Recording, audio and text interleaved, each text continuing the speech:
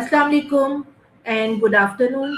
मेरा नाम डॉक्टर नादिया नवाज़ है और मैं Australian concept fertility centre Karachi से बराह रास्त आज आप लोग के साथ हूँ दोबारा एक नया टॉपिक लेके, एक नई डिस्कशन लेके, ताकि हम अपने तमाम व्यूअर्स, फॉलोअर्स को, अपने पेशेंट्स को, अपने बहन भाइयों को जो कि बे औलादगी से परेशान हैं उनकी मदद कर सके और काफ़ी मिथ्स को और जो चीज़ों लोगों के क्वेश्चंस होते हैं उनको हम और मज़ीद करेक्ट कर सकें। तो आज का जो टॉपिक हमने एक्चुअली किया है that is not a topic actually, उस पे हमारी एक बहुत अच्छी डिस्कशन होने जा रही है, जिस पे हम ये डिस्कस करेंगे कि actually what is the right time for fertility treatment, यानी कि बे औलादी के लिए सही वक्त कौन सा है जिस पे ट्रीटमेंट करना ज़रूरी पड़ जाती है। हम अपने तमाम सेशंस में ये बात आपको बताते आए हैं और आज फिर थोड़ा सा रिवीजन उन तमाम लोगों के लिए जो हमें फर्स्ट टाइम देख रहे हैं कि बे औलादी या फिर इनफर्टिलिटी, हम किसी भी कपल को इनफर्टाइल कब लेबल कर देते हैं। जब भी किसी कपल की शादी हो और उनको साल भर हो चुका हो, मर्द भी उसमें हेल्दी हो, फीमेल भी उसमें हेल्दी हो, लेकिन वो साल भर से ट्राई कर रहे हो और साल भर से अगर प्रेगनेंसी नहीं कंसीव कर पा रहे हों, तो उसको हम लेबल कर देते हैं कि जी ये सब फर्टाइल कपल है, यानी कि इसको ट्रीटमेंट और एवेल्युएशन की ज़रूरत की नीड पड़ सकती है। लेकिन अगर यही चीज़ राइट टाइम कौन सा है, तो अगर यही चीज़ किसी ऐसे कपल के साथ हो रही है जिसमें फीमेल की एज अबव 35 है, मेल की एज अबव 40 है, और या फिर फीमेल ऑलरेडी किसी प्रॉब्लम से दो चार है, फॉर एग्जांपल उसको थायराइड है, उसको पीसीओएस है या उसको कोई और बीमारी है, तो उसमें फिर हम जो है उनको एडवाइस करते हैं कि आप 6 मंथ्स पे अगर कंसीव नहीं हो पा रहा, आप डॉक्टर से जल्दी रुजू करें। तो द राइट टाइम इज कि 6 मंथ पे फिर आप उस कपल को कह देते हैं कि जी आप रुजू कर लें, ताकि आपकी इवैल्यूएशन वगैरह सारी हो पाए। मैं चाह रही हूँ कि इस सेशन को हम थोड़ा सा ब्रीफ डिस्कशन के तौर पे रखें और I would love and I would like it कि आप लोग मुझे क्वेश्चंस पोर इन करें, ताकि जितने क्वेश्चंस मेरे पास आएंगे, जितनी मिथ्स होंगी, उसको हम मजीद क्लियर करते जाएंगे। इसके अलावा भी काफ़ी क्वेश्चंस हमें इनबॉक्स हुए हुए हैं, तो वन बाय वन मैं उनको भी टैकल करती जाऊंगी, ताकि वो हमारी मेजोरिटी आवाम के क्वेश्चंस जो हैं वो टैकल होते जाएं। तो एक्चुअली हमारे पास ये सवाल के बहुत आता है कि जी आइडियल एज क्या है किसी भी फीमेल या मेल के लिए कि वो प्रेगनेंसी को कंसीव करे।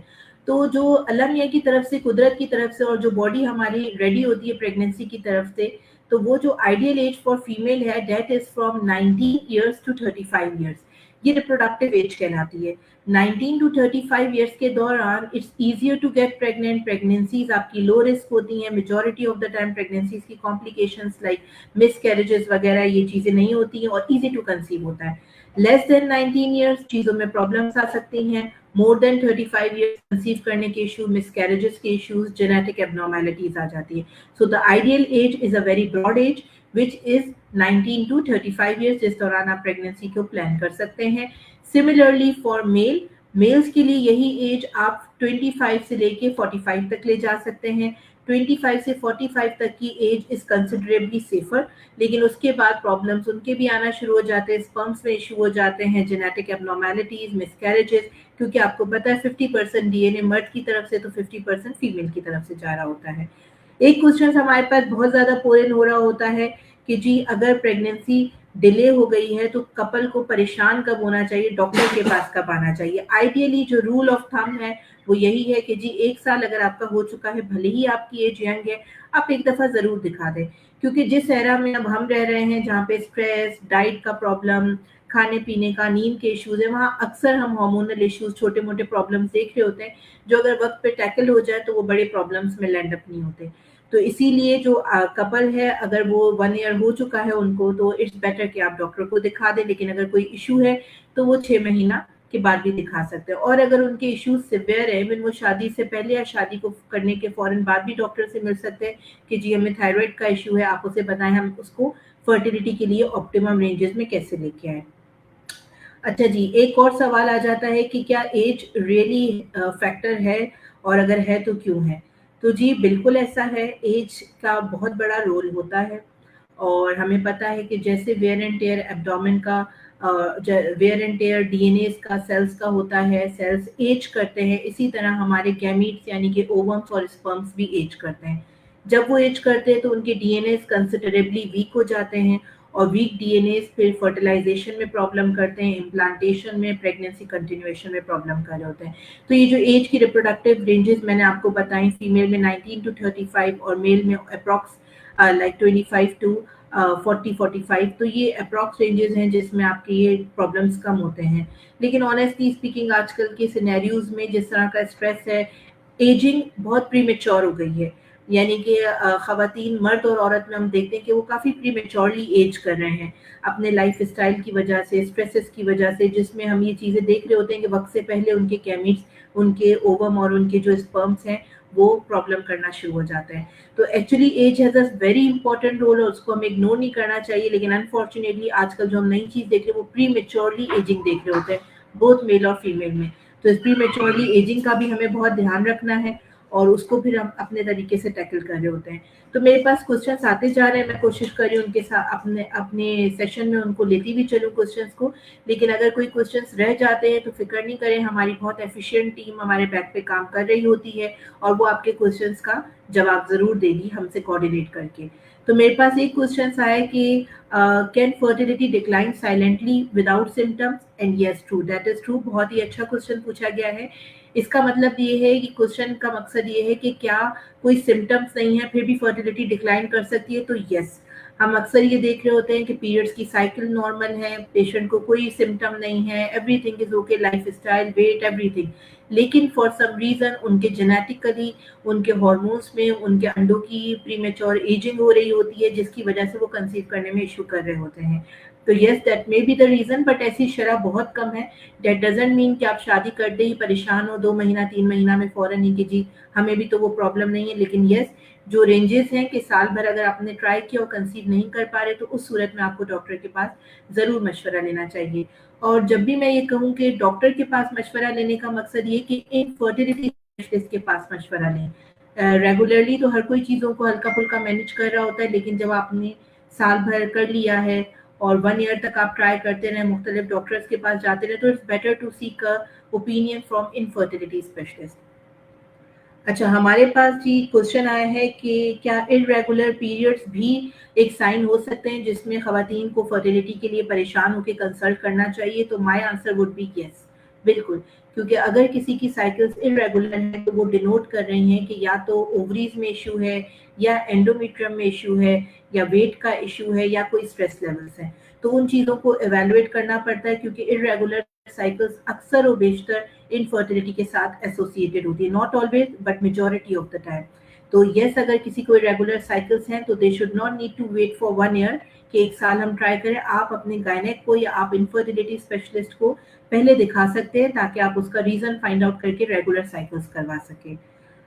What basic fertility test should be done first? जब भी हमारे पास कोई कपल आता है तो बेसिकली हमें 3 से 4 चीजें देखनी होती है। नंबर 1, ओवरीज काम कैसा कर रही हैं। तो ओवरीज के काम करने के लिए हम कुछ पैनल ऑफ हार्मोनल टेस्ट है जो कि ब्लड टेस्ट होते हैं, वो हम करा रहे होते हैं, 5 से 6 टेस्ट होते हैं वो। फिर हमें ये देखना होता है कि यूट्रस कैसा है, तो उसके लिए हम एक इंटरनल अल्ट्रासाउंड करा रहे होते हैं जो हमें यूट्रस, एंडोमेट्रियम, तमाम चीजें गाइड कर देता है। तीसरी चीज हमें ये देखना होता है कि ओवरीज की ट्यूब्स की ओपनिंग कैसी है, रास्ता खुला है कि नहीं, कोई वहां पे ब्लॉकेज तो नहीं है, तो उसके लिए एक स्पेशल अल्ट्रासाउंड होता है जिसको हम हिस्टेरोसल्पिंजोग्राम कहते हैं। और चौथी बट नॉट द लीस्ट एक चीज जो हम चेक करते हैं वो स्पर्म्स चेक करते हैं सेमेन एनालिसिस के थ्रू। तो ये 3-4 बेसिक चीजें होती हैं जो हम चेक करते हैं। अगर इनमें कोई इश्यू नजर आता है तो हम फर्दर बड़े टेस्टिंग पे, लैप्रोस्कोपी, हिस्टेरोस्कोपी, उन टेस्टिंग पे जाने का मशवरा देते हैं। लेकिन अगर कोई बेसिक टेस्ट में कोई प्रॉब्लम नजर आता है हल्का फुल्का तो उनको मेडिसिन के थ्रू ट्रीट किया जा रहा होता है। तो is it necessary to try home remedies before treatment? घरेलू टोटकों की बात हो रही है यहाँ पे। तो एक्चुअली देखिए, घरेलू टोटके फक्कियाँ लेना या डिफरेंट किस्म की मेडिकेशन, बिकॉज हर्बल मेडिसिन या इस तरह की जो चीज़ें होती हैं वो आपकी सिचुएशन को मजीद वर्स्ट कर सकती हैं। सो prevention is always better than cure. अगर कोई प्रॉब्लम हो तो घर की रेमेडीज में यस, आप अपने लाइफ स्टाइल को मैनेज करने के लिए काम कर सकते हैं। For example, healthy life style के लिए आप अपनी डाइट बेहतर करें, आप अपना स्लीप पैटर्न बेटर करें। डॉक्टर के आने के से पहले जो आप अपनी तरफ से चीज़ें कर सकते हैं वो आप अपना वेट रिडक्शन करें। वेट रिडक्शन 5 to 10% भी हो तो वो एक अच्छी स्पॉन्टेनियस ओवुलेशन और स्पॉन्टेनियस प्रेगनेंसी करवा सकता है। तो उन चीज़ों में आप कर सकते हैं, बट वेट लॉस के लिए भी घरेलू टोटके करना या फिर इस तरह की चीज़ें इनटेक करना, वो आपकी फर्टिलिटी को मज़ीद नुकसान दे सकते हैं। तो जो भी चीज़ अपनाएँ वो नेचुरल हो, और जो भी चीज़ अपनाएँ लाइफ़स्टाइल को मैनेज करने के लिए वो हेल्दी हो, ना कि वो अनहेल्दी। जिस चीज़ के बारे में आपको इन्फॉर्मेशन नहीं कि ये चीज़ अगर मैं ले रही हूँ, ये मैं अगर कोई भी पाउडर कंज्यूम करूँ, कोई भी ऐसी रेमेडी घर की कंज्यूम करूँ, उसकी मुझे नॉलेज नहीं है, तो better not to do that, क्योंकि वो चीज़ें हमने देखा है कि मज़ीद चीज़ों को वर्स कर देती हैं, टाइम डिलेज़ कर देती हैं। तो इट्स बेटर कि आप जो ट्राइड एंड टेस्टेड चीज़ें हैं, weight loss, sleep, life management, dietary advice, उस पे अमल करें rather than other odd home remedies. ठीक है? उसके बाद हमारे पास जो है क्वेश्चन है कि can early diagnosis reduce treatment complexity and cost, and the answer is yes. इस क्वेश्चन का मकसद ये है कि क्या अगर आप हमें जल्दी फॉलो करते हैं तो क्या वो चीज़ हमारे आगे के लिए ट्रीटमेंट कॉस्ट को रिड्यूस करेगी। देखिए, स्टार्टिंग में जब प्रॉब्लम्स आ रही होती हैं, तो अगर वो छोटी प्रॉब्लम्स हैं, हल्का फुल्का कोई स्पर्म में इशू आ रहा है, हल्के फुल्के हार्मोन्स में इशू है, तो वो नॉर्मल डाइट एडवाइस और मेडिसिन से ट्रीट हो जाते हैं। लेकिन जब चीज़ें कॉम्प्लेक्स हो जाती हैं, फॉर एग्जांपल जब चीज़ों का एक विशियस सर्कल स्टार्ट हो जाता है और एक हार्मोन आपके दूसरे हार्मोन्स को भी प्रॉब्लम कर रहा होता है, तो ट्रीटमेंट की कॉस्टिंग, ट्रीटमेंट की दवाइयाँ, उसकी ड्यूरेशन ज़ाहिर है वो इंक्रीज हो जाती है। That is the reason why we are again, हम अपने अवेयरनेस सेशन में आपको बार-बार ये अवेयर कर रहे हैं कि अगर साल हो चुका है, फर्टिलिटी स्पेशलिस्ट से ज़रूर आके मिलें। इट्स नॉट नेसेसरी कि डायरेक्ट आपको अल्लाह ना करे एडवांस ट्रीटमेंट्स पे लेके जाएगा, लेकिन कम से कम आपकी इवैल्यूएशन हो जाएगी और आपको एक अपना रास्ता पता चल जाएगा कि हमें ये रोड मैप अपनाना है। तो yes, the easier the sooner the better. जितना जल्दी आप दिखाएँगे, जब ये प्रॉब्लम्स हो रही हैं आपको, तो उसमें फिर ट्रीटमेंट का आपका फ़ायदा भी जल्दी होगा और आप कॉम्प्लेक्स ट्रीटमेंट से या कॉम्प्लेक्स कॉस्टिंग से बच सकते हैं। एक सवाल हमारे पास आया है कि जी किस स्टेज पे आईवीएफ रिकमेंडेड होता है। तो जी आईवीएफ की जो प्रीरिक्विजिट्स होती हैं या जो आईवीएफ की रिक्वायरमेंट है वो डिफर करती हैं। अगर फॉर एग्जांपल किसी कपल की ट्यूब्स प्रॉब्लमैटिक हैं, हस्बैंड के स्पर्म सीमेन एनालिसिस में काफ़ी ज़्यादा सिवियर इश्यूज आ रहे हैं, फीमेल की एज एडवांस है, टाइम हमारे पास कम है, या फीमेल की यूट्रस में इश्यूज हैं, ओवरीज में इशू है, उनको कोई एंडोमेट्रियोसिस या इस किस्म का डिजीज है जिसमें हमें डर है कि कंसीव नेचुरल कराने में टाइम लग सकता है या फिर मुश्किल है, या फिर किसी कपल को 5 साल से ज़्यादा हो गया, वो मुख्तलिफ ट्रीटमेंट्स ट्राई कर रहे हैं और उनको कंसीविंग नहीं हो पा रहा, that is the time when we advise कि आप प्लीज़ एडवांस ट्रीटमेंट पे आ जाएं rather than wasting your time. क्योंकि आप टाइम वेस्ट करेंगे, फिर एज का फैक्टर आ रहा होता है और चीज़ें फिर वर्स्ट हो रही होती हैं और सक्सेस रेट्स में आपके डिक्लाइन आ रहा होता है काफ़ी ज़्यादा। तो that is the reason why we advise IVF. जब आपके 5 साल हो चुके और unexplained infertility, we usually advise to go for it. Can lifestyle, एक क्वेश्चन आया मेरे पास कि क्या लाइफ स्टाइल चेंज करने से ट्रीटमेंट डिले हो सकता है, delay the need of treatment.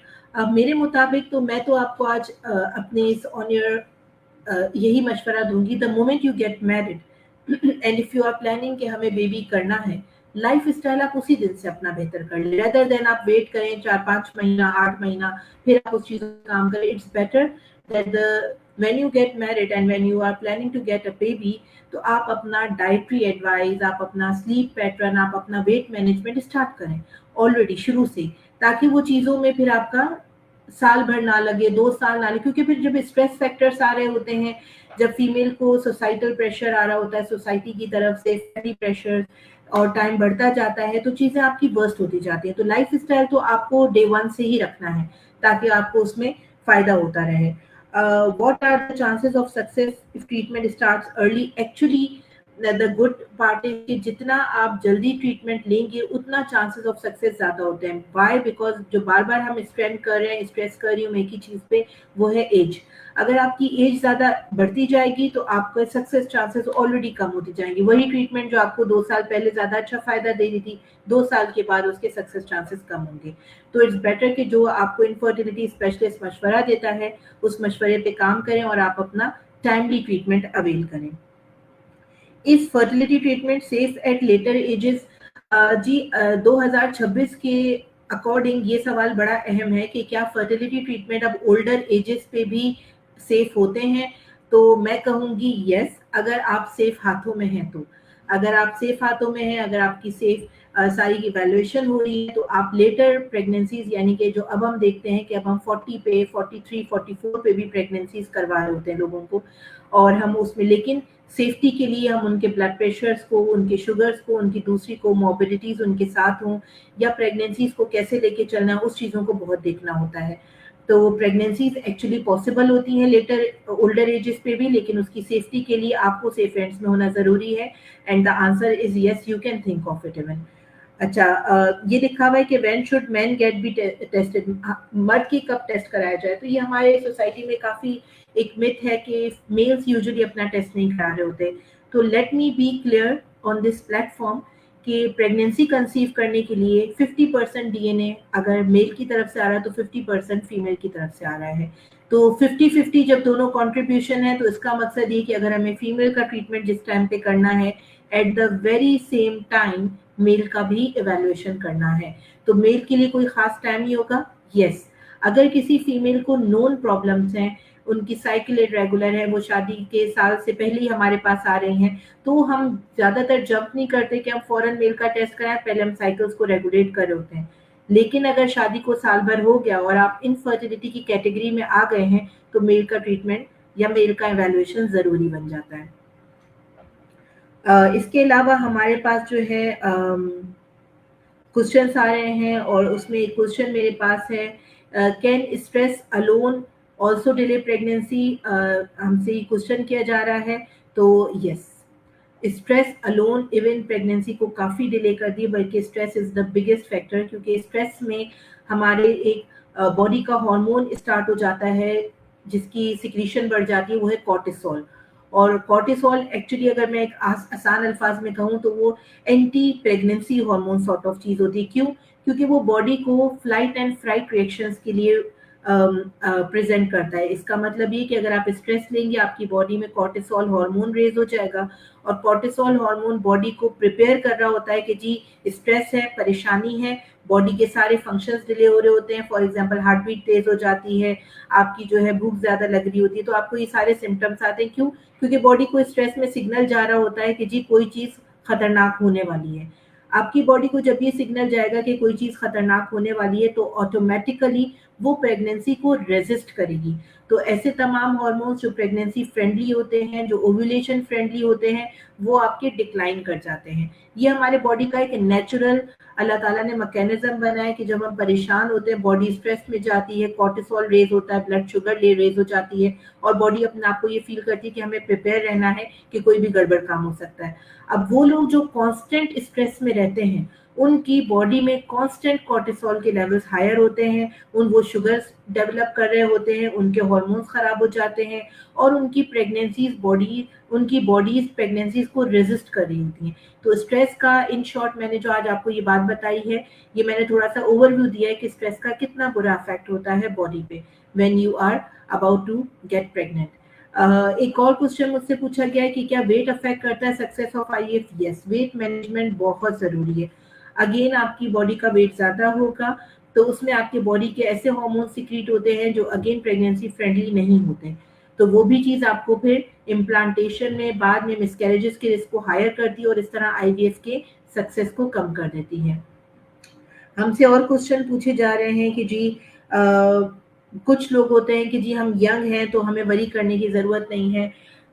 वैसे इस एरा में अगर हम बात करें, सॉरी टू से, अगर जो है 2026 में यंग लोगों में स्ट्रेस की वजह से, लाइफस्टाइल, डाइटरी की वजह से हम काफ़ी प्रॉब्लम्स देख रहे हैं, ख़ास करके जो मैंने आज आप लोगों को प्रीमेच्योर एजिंग का कहा है, वक्त से पहले एजिंग हो जाना।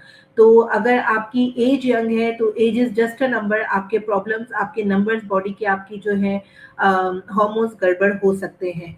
तो ये चीज़ जो मिथ है कि जी यंग है तो अभी छोड़ दें और इसको हम बाद में देख लेंगे, that doesn't mean any more in 2026 today. तो काइंडली अगर आप इवन यंग है लेकिन आप अपनी प्रॉब्लम्स को फेस कर रहे हैं, इनफर्टिलिटी फेस कर रहे हैं, तो you need to see the doctor ASAP.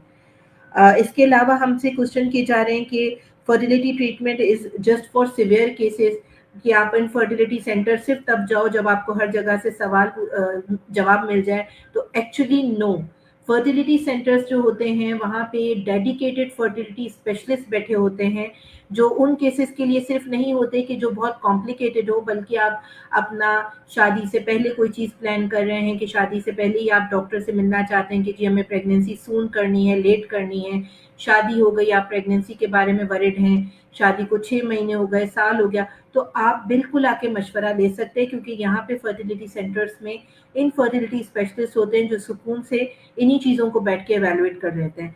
तो दैट डजंट मीन कि fertility centres are only for those people जो कॉम्प्लिकेटेड केसेस हों। आप आके बिल्कुल मशवरा ले सकते हैं और चीज़ों को रेगुलेट कर सकते हैं अपने स्पेशलिस्ट के थ्रू।